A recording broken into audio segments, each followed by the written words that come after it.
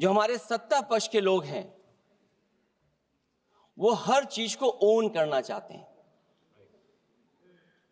ये 150वें वर्ष में जब हम वंदे मातरम याद कर रहे हैं, बंकिम चंद्र चट्टोपाध्याय जी को हम याद कर रहे हैं कि उन्होंने इतना महान गीत हमें दिया है।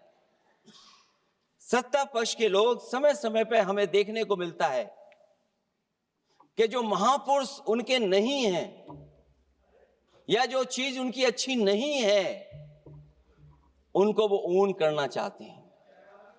150वें वर्ष वंदे मातरम, मैं अभी वो बात कहूंगा और मैं बात कहूंगा और हमारे मंत्री जी उसका जवाब देना। सभापति महोदय, क्योंकि ये बात ओन करने की आ रही है, अपनाने की बात आ रही है, तो मैं सभापति महोदय, मैं अपने सत्ता पक्ष के लोगों को याद दिलाना चाहता हूं।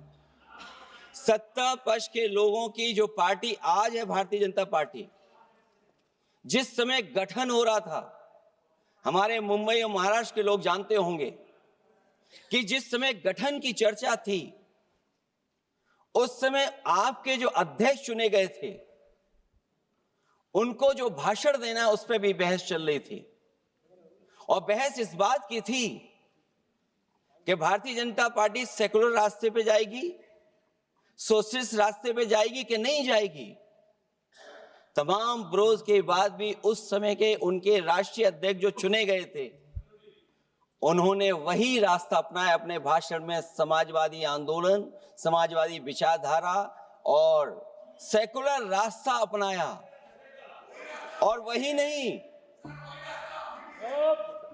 नहीं, जो उनका मंच था उसमें जयप्रकाश जी की तस्वीर लगा करके भी उन्होंने लोगों को ये भ्रम फैलाने की कोशिश की कि जेपी के रास्ते पर भारतीय जनता पार्टी चलेगी।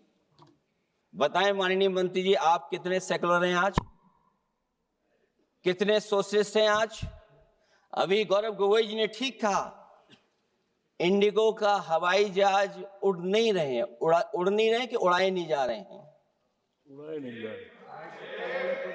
और क्या बात कही गई थी कि गरीब भी उसमें चल सकेगा। इसलिए सभापति महोदय, मैं बात दूसरी तरफ नहीं ले जाना चाहता हूं।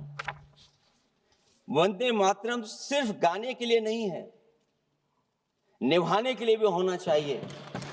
सभापति महोदय, आज हम आकलन करें, पीछे मुड़ करके देखें कि हम इस वंदे मातरम को कितना निभा रहे हैं। जिस वंदे मातरम ने आजादी के आंदोलन में सबको जोड़ा, आज के दरारवादी लोग उसी से देश को तोड़ना चाहते हैं। ऐसे लोगों ने, सभापति महोदय, ऐसे लोगों ने पहले भी देश के साथ दगा किया और आज भी कर रहे हैं। ये चर्चा तो जोड़ने का काम करेगी ना अखिलेश जी, क्योंकि आज वंदे मातरम की चर्चा, वही मैं कह रहा हूं, वंदे मातरम में जोड़ने का ही काम करेगी। वंदे मातरम कोई दिखावा नहीं है, ना ही राजनीति का विषय है। क्योंकि सभापति महोदय, हम जब ये चीज इनके विचारों से, इनके भाषणों से जब बाहर सुनते हैं तो ऐसा लगता है कि वंदे मातरम इन्हीं का बनवाया हुआ गाना है। जिन्होंने, सभापति महोदय, जिन्होंने आजादी के आंदोलन में भाग ही नहीं लिया है, वो वंदे मातरम का महत्व क्या जानेंगे। सच तो ये है कि सरफरोश लोग वंदे मातरम दिल से बोलते थे। उन आजादी के दीवानों के खिलाफ कुछ लोग अंग्रेजों के लिए जासूसी और मुखबिरी का भी काम करते थे। दरअसल ये राष्ट्रवादी नहीं बल्कि राष्ट्र विवादी लोग हैं। जहां विवाद करना हो, कभी अंग्रेज विवाद कर करके, डिवाइड कर करके, डिवीजन कर करके राज किया करते थे। सभापति महोदय, आज भी वही रास्ता कुछ लोग अपना रहे हैं। वो डिवीजन का रास्ता अपना रहे हैं, डिवाइड का रास्ता अपना रहे हैं। दरारवादी रास्ता अपना रहे हैं। इनका इतिहास खंगाला जाए कि इन्होंने आजादी के पहले और आजादी के बाद वंदे मातरम क्यों नहीं गाया।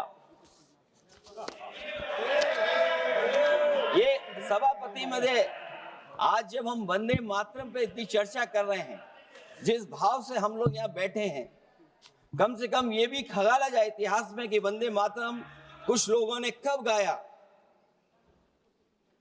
उन मुखबरों से ये सवाल पूछा जाए कि स्वतंत्रता के बाद भी उन्होंने अपना गीत क्यों बनाया। उनकी एक रंगी सोच ने तिरंगा क्यों नहीं फहराया। वंदे मातरम सियासत के झूठे राष्ट्रवादियों के लिए नहीं है।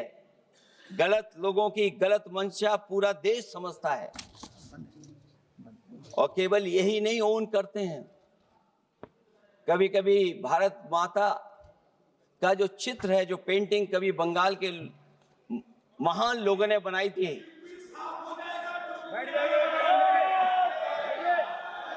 सभापति महोदय इनको देख लीजिए और फिर बैठो। सभापति महोदय, राजभर जी आप बैठिए, आपके नेता बोल रहे हैं। सभापति महोदय, आपके वंदे नेता बोल रहे हैं, आप मातरम का बैठिए ना। भाव ये भी था कि कम्युनल पॉलिटिक्स नहीं चलेगी और कम से कम हमारे उत्तर प्रदेश के साथियों ने कम्युनल पॉलिटिक्स को अंत किया है वहां पर जहां से कभी इन्होंने शुरू की थी। और सभापति महोदय, वंदे मातरम एक भाव के रूप में हमारे अंदर बसा है।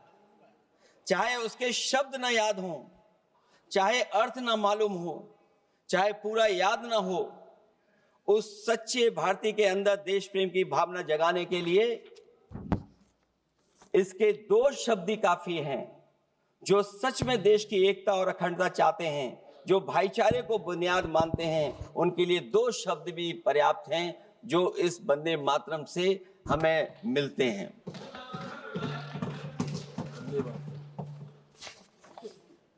दूसरा किस्सा सुना दूं अध्यक्ष महोदय?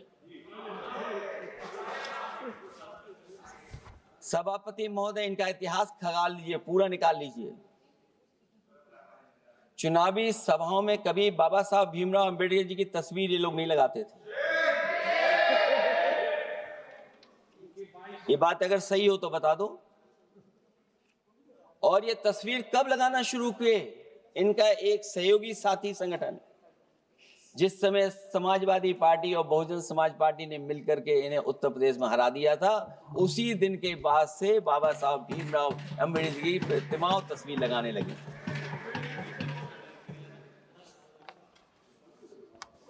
इसलिए सभापति महोदय, ये वंदे मातरम केवल गीत नहीं है, गीत के साथ साथ आज हमें ऊर्जा भी देता है। उस समय क्रांतिकारियों को ऊर्जा मिलती थी, एकजुटता का नारा था, हम साथ लेकर के चल रहे थे सबको, और देश के सभी लोगों ने जाति धर्म को भुला करके एक साथ मिलकर के वंदे मातरम के सहारे अंग्रेजों को भगाने का लगातार कोशिश की। और अंततः परिणाम ये हुआ कि जब देश जागा, वंदे मातरम के साथ साथ जय हिंद का नारा, इंकलाब जिंदाबाद का नारा लगा करके अंग्रेजों को इस देश से भगाने का काम किया। आज सभापति महोदय, जब हम चर्चा कर रहे हैं, हम कैसा देश बनाना चाहते थे और किस दिशा में हम लोग देश को ले जा रहे हैं। सभापति महोदय, मुझे अच्छा लगा कि प्रधानमंत्री जी ने वो बात याद दिलाई कि अंग्रेजों के जमाने में अगर बच्चे भी वंदे मातरम गा देते थे तो उन्हें देशद्रोही के कानून से जेल भेज दिया जाता था। आज जब हम आजाद हो गए हैं तो आज देखिए उत्तर प्रदेश में क्या हो रहा है कि जो प्राइमरी स्कूल है वो बंद किए जा रहे हैं। 26,000 से ज्यादा स्कूल बंद हो गए। और जब बच्चों को पढ़ाने के लिए हम लोगों ने जिम्मेदारी उठाई, पीढ़ी के समाज के लोगों ने जागरूक होकर के पढ़ाने की कोशिश की, तो कभी अंग्रेजों ने मुकदमा लगाया था बच्चों पर देशद्रोह का। आजादी के बाद भारतीय जनता पार्टी की सरकार ने वहां पर मुकदमे उन पे लगाए जो पढ़ने गए और जो पढ़ाने गए। तो इसलिए वंदे मातरम का भाव जो था, उसी भाव से जुड़ करके हम सब मिल करके इस देश को और मजबूत करें। यही हमारी भावना है, यही हमारी सदस्यों की भावना है। जब हम 150वें वर्ष में याद कर रहे हैं, तो वहीं हम ये याद करें कि जिस भावना से वंदे मातरम को हम लोगों ने देश के सामने गा गा करके अंग्रेजों को भगा दिया, ये देश कैसे मजबूत हो, एकजुट कैसे हो, बिना भेदभाव के, और संविधान से कैसे चलें, क्योंकि ये संविधान से ही मिला हुआ हमें गीत है। इसलिए इस गीत के माध्यम से हम किसी पर टिप्पणी और किसी पर थोपने की कोशिश न करें और न किसी पे दबाव बनाने की कोशिश करें। आपका सभापति जी का बहुत बहुत धन्यवाद।